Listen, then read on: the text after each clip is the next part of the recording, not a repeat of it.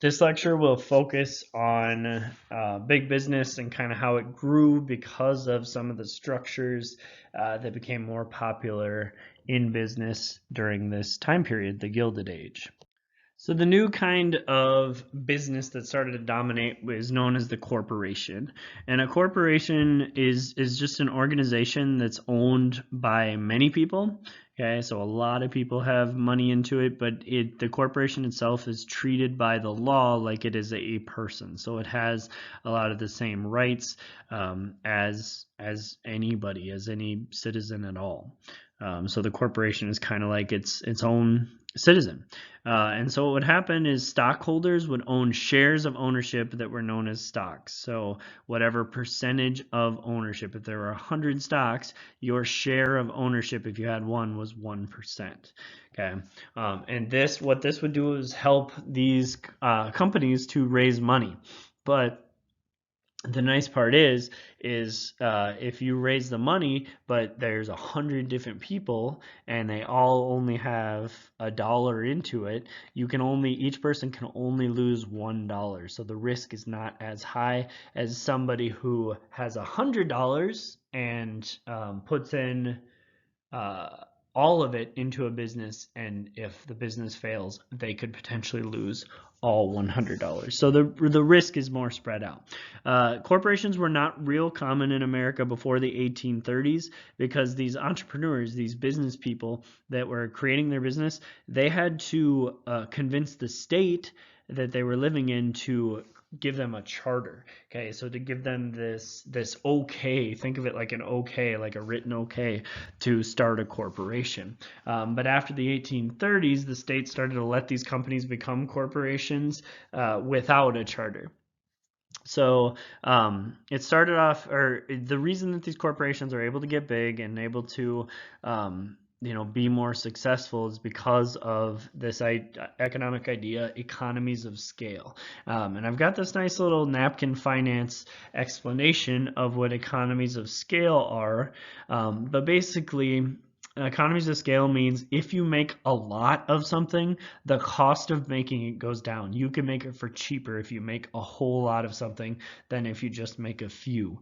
So these corporations were able to make more money, and they could raise more money, lots of money, and they could invest in better technology, better machines, more workers, which would all allow them to make goods for cheaper. Why? Why is it that the more you make, the less it costs? Well, we've got these 5 kind of different things that happen.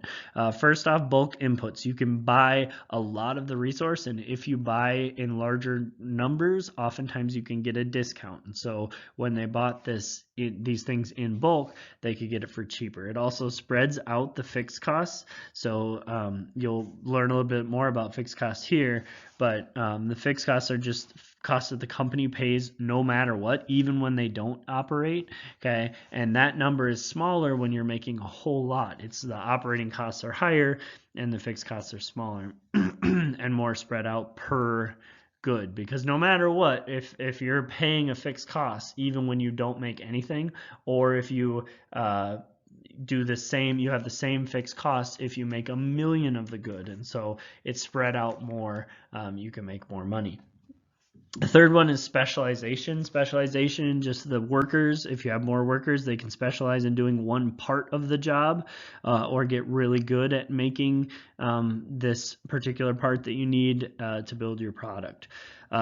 Fourth, if you have bigger loans and you're more reputable, you can have cheaper loans, and so that will help out. And then last, we already talked about the better technology, the better machines, so that's the improved processes. Okay, and so again, fixed costs. Fixed costs are things that the company pays even when they don't operate. So no matter what, you always have to pay the rent on your building. No matter what, you have to pay your taxes to the state, whatever it is. Okay, so it doesn't change at all when you make more of something. Operating costs, they only come from running the business. So if you made 0 goods, if you didn't do your work, then you would still have fixed costs, but you would have 0 operating costs. And then your operating costs go up a little bit every time that you make an additional good or do additional work. So we'll talk about how some of these big businesses, these big corporations started to take down the small businesses and take them out of business. And a lot of this is because of the advantages that a big corporation has. First off, a big corporation can make more goods at a lower cost. So that's that economies of scale. All right. So if you're making a whole lot of something, you can make it cheaper. And so these corporations have enough money to invest to put lots and lots of goods, to create lots and lots of goods, and so you can make them for cheaper. Secondly, you have enough capital, you have enough money built up that you don't have to shut down during bad economic times. Your fixed costs are pretty low, your operating costs are the higher part. And so you don't have to completely shut down. You can weather some bad economic times easier than a small business who might say, okay, it's not even worth me running my business at all right now when people aren't buying my goods. The third thing that you can do in order to weather those bad economic times that the corporation could do is, because they're making things cheaper, they can cut the prices. They don't have to make as much money. If you make a little bit of money, that's fine. Okay, they can cut the prices to increase their sales and keep themselves in business during bad time. Okay, rebates for the railroads were also a big deal. The rebates essentially would also lower the costs for these big corporations. Okay, so discounted prices and things like that. So with all of this, all these advantages that these big corporations had, it was really difficult for small businesses to compete, and many of them that were not able to compete in these big industries were forced to sell their business to the big corporations, or be completely run out of business and not make any money off of it. So these big corporations started to consolidate. All right, that means to buy up and get bigger, work together, kind of. Okay, and so what ended up happening with that is pools. It started out as pools, and so pools are basically pretty simple. They're just an arrangement that a bunch of different businesses have to keep prices at a certain level. So we're going to keep prices here. You're not going to go 2 cents cheaper than me, so then I have to adjust and make it cheaper and make it 2 cents cheaper than you, and then we're in this bidding war. And so these some companies created pools, but the problem with that is they didn't have any protection under the law. So if you were in a pool, you could just lie, and then what would happen is some company would cut prices, and it would completely destroy the pool, and it would all fall apart. All right, so it was kind of a loose agreement, but it didn't really hold out in many places or in many areas. Okay, Andrew Carnegie, this guy right here, was really, really good at consolidation. And so he started at the age of 12 working in a textile mill making fabrics. He was a Scottish immigrant that came in from Scotland, moved to America. And he worked his way up through many different companies, up to being the assistant to the superintendent of the Pennsylvania Railroad. And when his superintendent got moved up in the country, got a promotion, so did he, and he became the superintendent of the Pennsylvania Railroad. He used his money that he made from that and bought shares and stocks in a bunch of different companies, the companies that made steel, and the companies that mined coal, and the companies that made the rails, and the companies that made the railroad cars, and all that kind of stuff. And eventually he had enough investments that he was able to quit work and focus on his investments at the age of 30. So in 18 years, he made enough money and smart investments that he was able to just focus on that at the age of 30. By 1875, he had opened up a steel mill. He used a new process that had been created called the Bessemer process, and he was able to make steel for extremely cheap. He would always brag about how cheap he could make steel. He could make it for make it and sell it for 1 cent per pound of steel. So he said I could make it way cheaper than anybody else. And the way he could do that was using the Bessemer process, but also using vertical integration. Vertical integration is when you buy all of the companies involved in producing your product, so you don't have to pay anyone to do any step. So for steel, you need iron, you need limestone, you need coal. Okay, you need to be able to move all those goods to the actual steel mill, and then you had to be able to move it back when it's done to the other people. So he didn't just own the steel mill, he owned the maybe railroads or boats or whatever, any shipping facilities that would move all of these goods back and forth. He also went out and bought iron mines. He went out and bought a limestone quarry. He went out and bought coal mines. And so he owned every part of the production of steel. And so every cent that was made off of this steel being made, from the mining process all the way to selling it at the end, went into his pocket because he owned all of those companies. And he didn't have to pay anybody else inflated prices to get his goods, his resources that he needed to make the steel. So that's vertical integration. Take a moment to write out the answer to checkpoint number 1.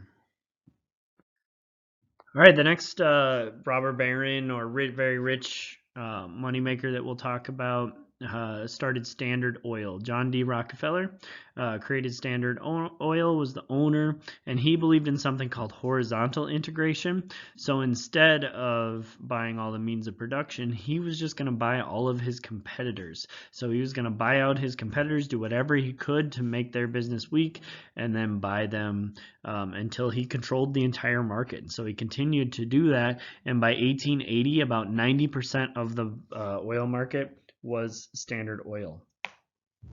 So that was essentially a monopoly. A monopoly is when you get total control over a type of industry by either one person or one company. So he attempted to do this, and he was very successful. At one point, he was so successful that the New York Times said that he had accumulated about $1.5 billion back in the early 1900s, and that probably that was the greatest amount of wealth that any private citizen has ever been able to accumulate in America just by his own efforts.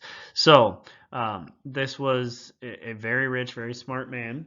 Did it kind of in a little more tricky way, because if you own all of the oil businesses, you can charge whatever you want for oil, right? Oil is something that people needed. As cars were starting to be driven, you needed gas, you needed the fuel for any kind of engine or anything like that. You needed the kerosene for heat and for light. It was something that people just needed, so you could charge whatever you want, and you're still going to be able to sell it to the people.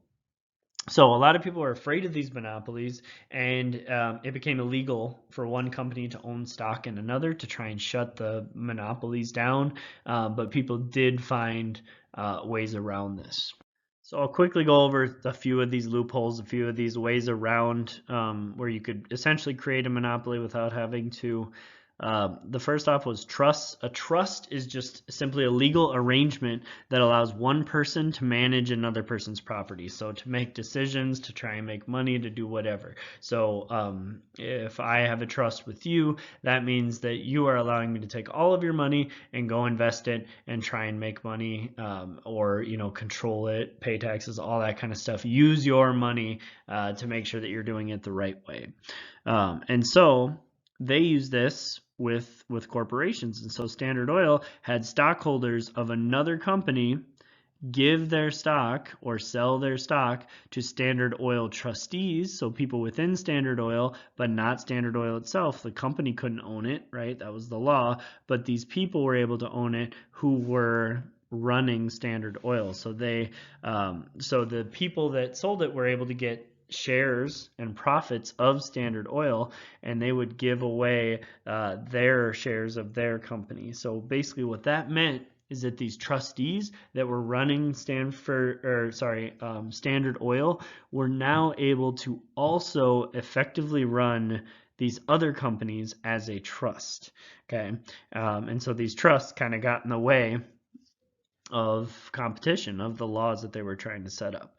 Another way around it was holding companies. A holding company is a company that doesn't make anything, so they're just a company that exists but isn't actually producing anything to sell to people, but their only point for existing is to own the stocks of companies that do make things. And what it does, it allows them to manage many different companies as one company. And so if my holding company were able to get a hold of shares of everybody around here's gas stations, I could not then have a monopoly in gas stations in this area.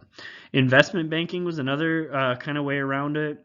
Investment banking would help companies put holding companies together. So that's typo, sorry. Put holding companies together by buying stock at a very low price. So they could buy it at a low price and then selling that stock for profit to the holding companies. And so they would take this stock and sell it to them to avoid the laws. And so they made a bunch of money doing this. JP Morgan ended up making so much money he was able to buy Carnegie Steel and merge it with a bunch of other smaller steel companies and create the steel juggernaut, the biggest steel company in the world at this time, called United States Steel Company, U.S. Steel.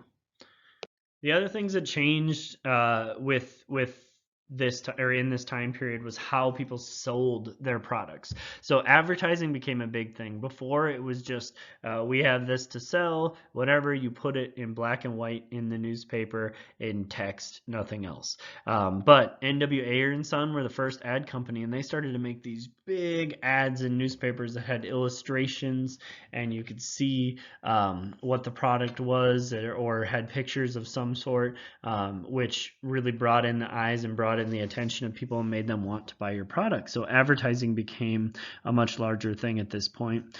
Department stores were also a big thing. Department stores are these big areas, these big, think of it almost like a Walmart or something like that. Okay, but a big building that had a huge selection of products all in one building, so that you could go there and buy things from different departments, but do all of your shopping at one time. Chain stores, another version of department stores that got even bigger. A chain store is just a group of these department stores, a group of these retail stores that were all owned by the same company. And so what they focused on was economies of scale. They were able to get lower prices. They were able to buy more products and therefore buy them for lower prices. Last but not least, people in the rural areas couldn't get to these stores, and so they got these things, mail order catalogs. So you'd get this big, thick catalog in the mail. There'd be illustrations and descriptions of the products that they had, and you could order them, send the money, and they would ship these goods to you, so that in rural America you could get the same thing that you could get inside of the cities. And so these were very, very successful and existed for a very long time until they were essentially taken out mostly. There's not very many left by things like Amazon, where we can order on the internet very easily now. Write out 3 questions that you have from the notes so far. If you don't have any questions, please create 3 test questions you might see on a quiz or a test for this material.